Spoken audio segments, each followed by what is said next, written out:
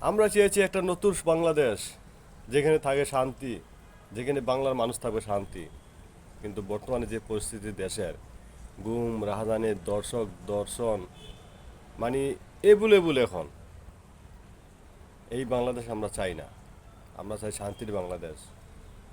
বর্তমানে যে পরিস্থিতি চলছে, যারা ক্ষমতায় আছে, যারা দেশ নিয়ন্ত্রণে আছে, আসলে তারা দেশের জন্য আসে নাই, তারা নিজের জন্য এসেছে। নিজের পার্টির মনে হয় নিজের পার্টির জন্য এসেছে।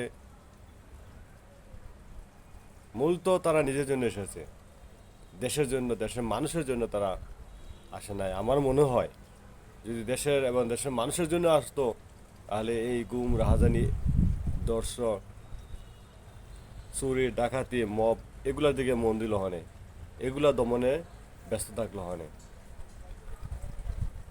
আমরা চাই এর সমাধান। ধন্যবাদ সবাইকে।